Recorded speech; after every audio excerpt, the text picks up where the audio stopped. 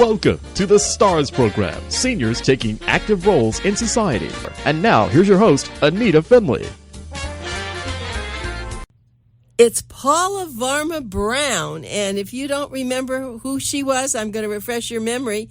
I'm holding her book in my hand. It's so gorgeous. It's called Kawaii, Kauai Stories, and it's a book of magic. It says it on the outside, and it truly is. I was so fascinated by this, Pamela, and now you and I are kind of friends from afar. We are, and one day you're going to come visit. I am. I said that to my husband. We have to do that, but I want you to go back to this banana bread story because when we first talked, she told me about the banana bread, and I said, well, I'd love the recipe. And so tell me what happened then. Well, I'll back up and tell you just a little bit about what the banana bread story is. Right, exactly. So each of my books, Kauai Stories 1 and Kauai Stories 2, are a collection of 50 people's personal stories about life on Kauai. And one of them happens to me, my partner, my boyfriend's story of when one of our banana trees had all its fruit ripen. The stock of bananas was like 120 bananas. It's crazy for two people to go through that many bananas before they ripen. So we started giving them away. And one night he said, let's put some of the bananas out at night in case anybody's working the night shift. When they come home, they can take some bananas. I thought, wow, that's really thoughtful. It didn't even dawn on me. So the next morning, the bananas were gone. So sure enough, his plan worked. The morning after that, when he put his hand into our newspaper receptacle to pick up our daily newspaper, there was a Ziploc bag filled with 6 mini loaves of the most perfectly beautiful and delicious banana bread. And there was a note saying, thank you for the bananas, which you so generously shared with us. Enjoy this banana bread. And it was from our newspaper carriers who we had never met. So that started a friendship with them. We left them a note in the newspaper box, and then a couple days later they left us another note, and we went back and forth like that for weeks. And finally one day we invited them for brunch after their Sunday newspaper route, and they turned out to be the loveliest people. So one of the stories in Kauai Stories 1 is how we befriended these people, and more appropriately how my boyfriend's generosity got us the mother load of banana bread. So now every time we have bananas, we put them out and leave some for the newspaper carriers to take, and then within a couple days we get banana bread. So recently I started doing recording sessions to put my first book, Kauai Stories 1, into audio form, which is a whole other story in itself. But great. One day, actually our first day of recording, we recorded that banana bread story.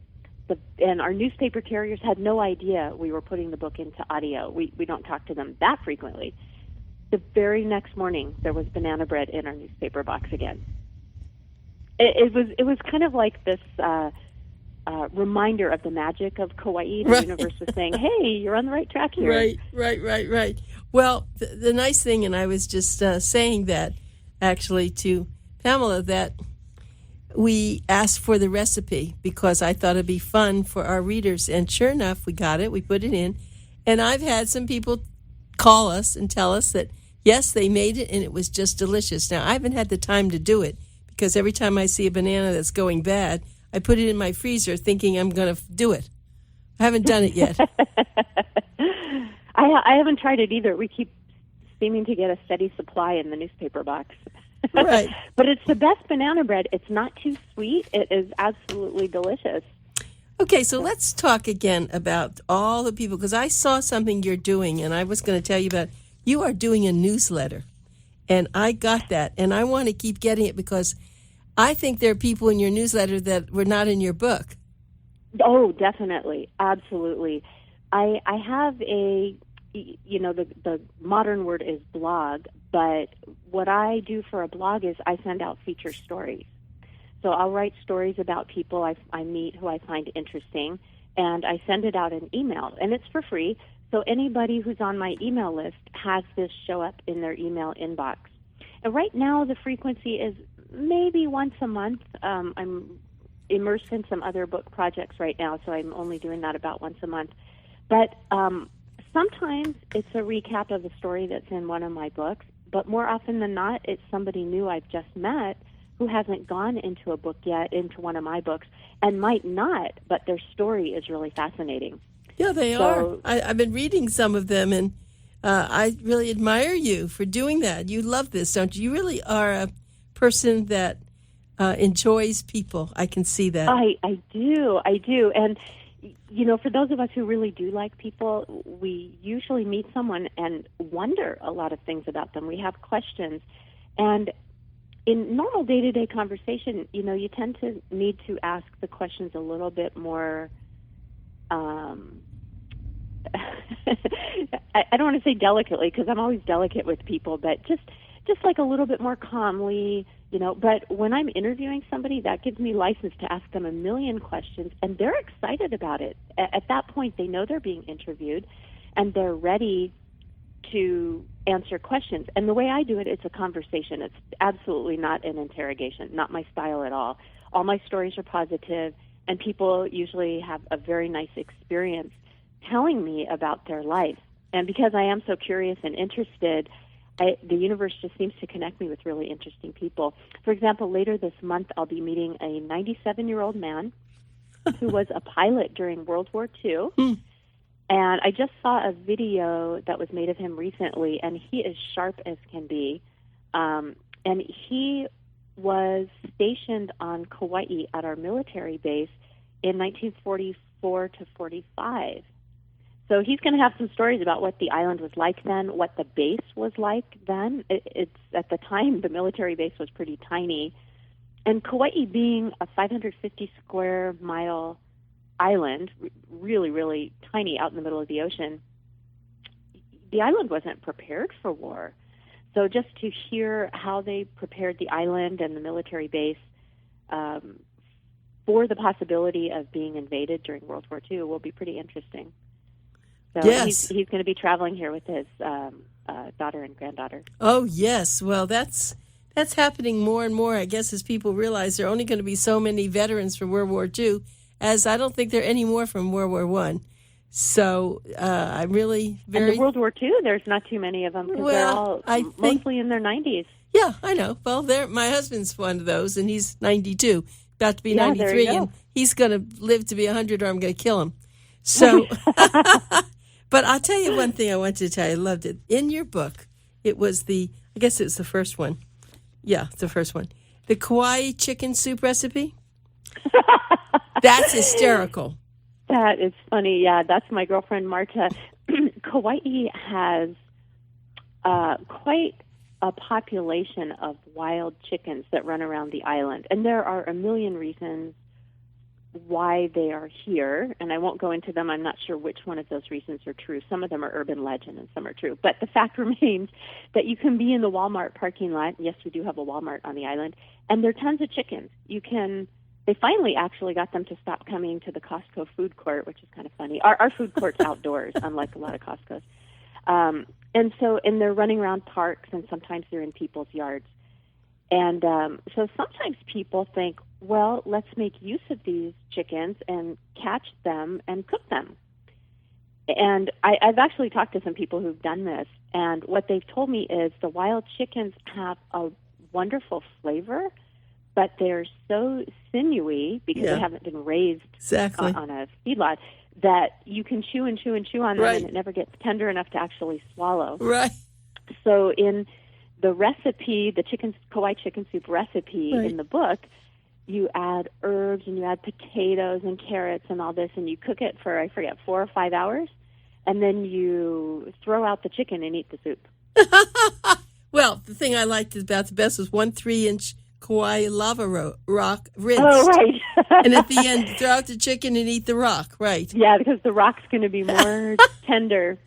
Well, that brings up, it's nothing to do with Kauai, but we were once in the Dominican Republic. We went there for Thanksgiving, and years and years ago, and our friends had a farm there, and they didn't expect to do anything else. We have to find a turkey. So we found a wild turkey, and they didn't have, in their home, they didn't really have an oven, so they took it to the baker in the little town. and he roasted it.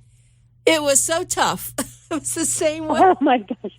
We couldn't have eaten it, but that's just that story. Well, but you live a very interesting life. It seems like everyone knows you. I mean, you don't even have a store. There's no reason for them to know you, right?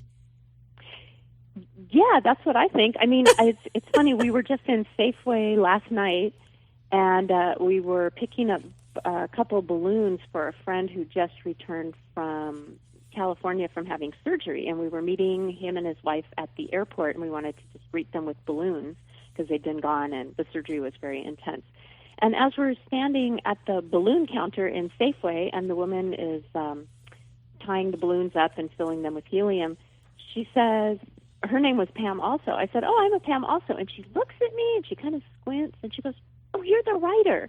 And I'm thinking, I have no idea how she knew that, because as a writer, you spend a lot of time just you and your computer. Right. There's no audience. It's writing is not a team sport, and that can be actually quite comfortable for most writers. Most of us like that. And then for people like me, I like to talk with people as well. So balance is very important.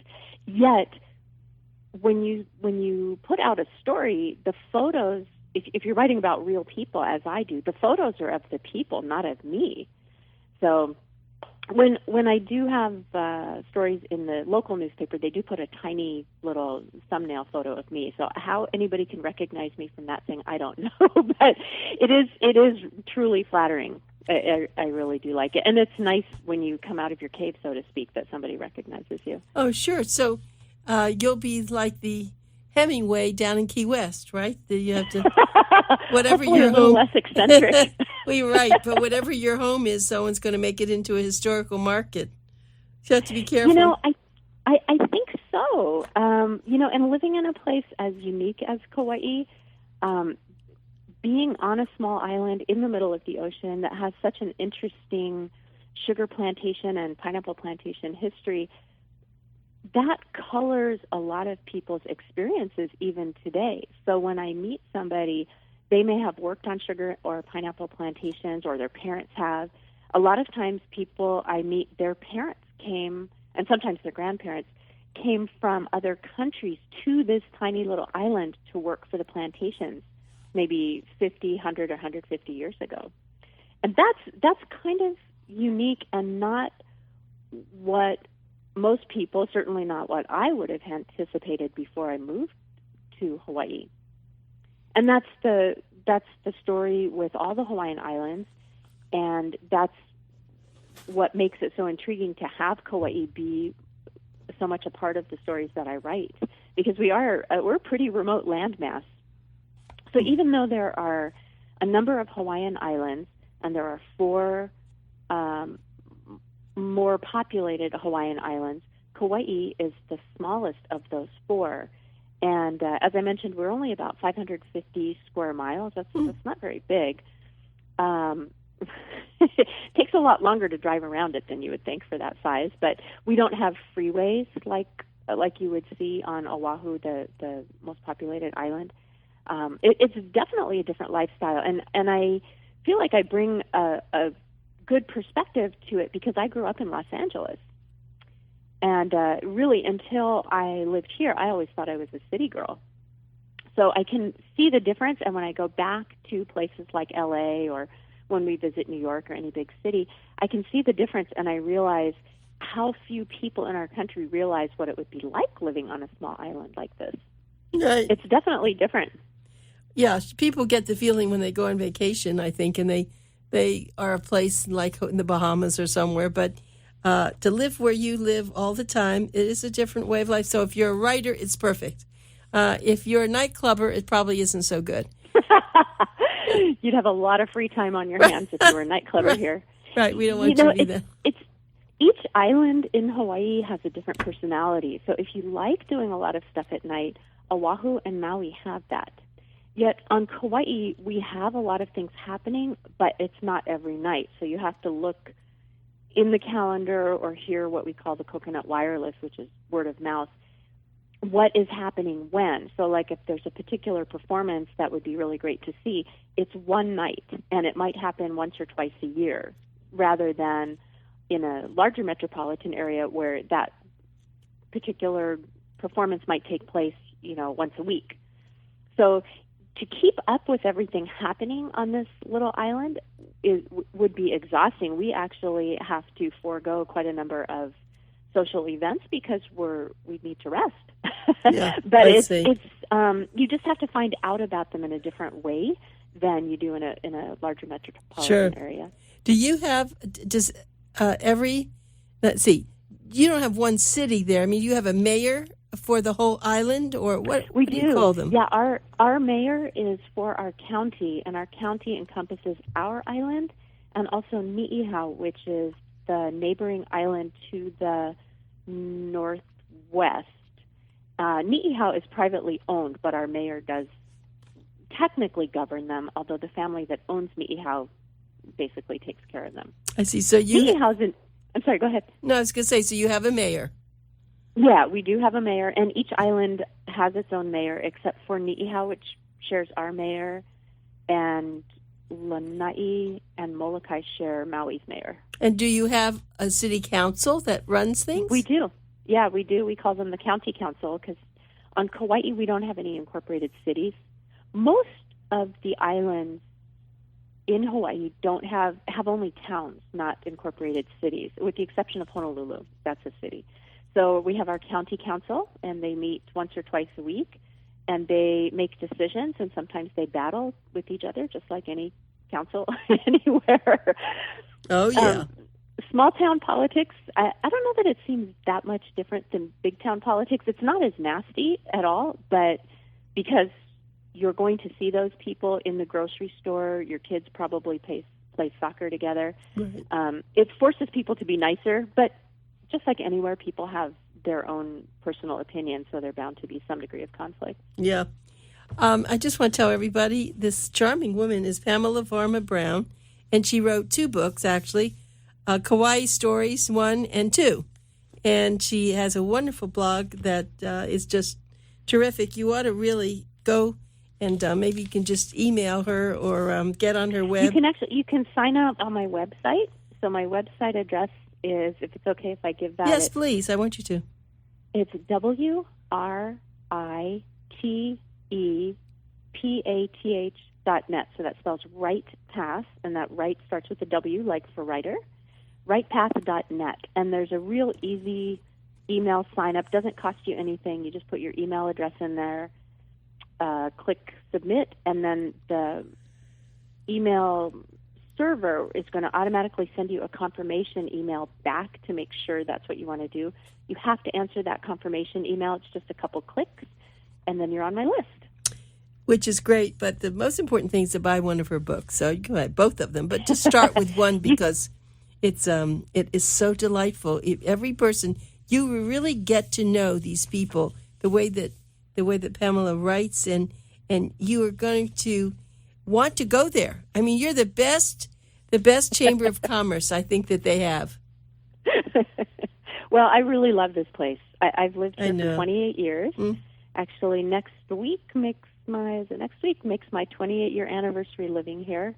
I grew up in LA and can't imagine living anywhere other than Kauai, with the exception of a few vacations.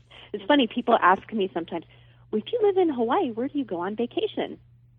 And the answer is everywhere. There's all kinds of places in the world that are wonderful. So yeah, but the weather, isn't it always constant? It's pretty constant, but contrary to what people sometimes think before they live here, we do have seasons, but as I tell people, they are very subtle. So, for example, we are going into fall weather now, which means during the day, instead of between 78 to 84 degrees, it might be in the mid to low 70s. Mm-hmm. So, and we actually can tell the difference.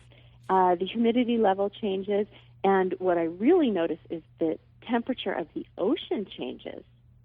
So some of us go in the ocean a lot, And in the summer, you can feel that the water is much warmer, and when it starts heading towards fall, you can feel the water cools down a little bit. Not cold, I mean, absolutely not like the Atlantic, but it's definitely a difference. So it's subtle.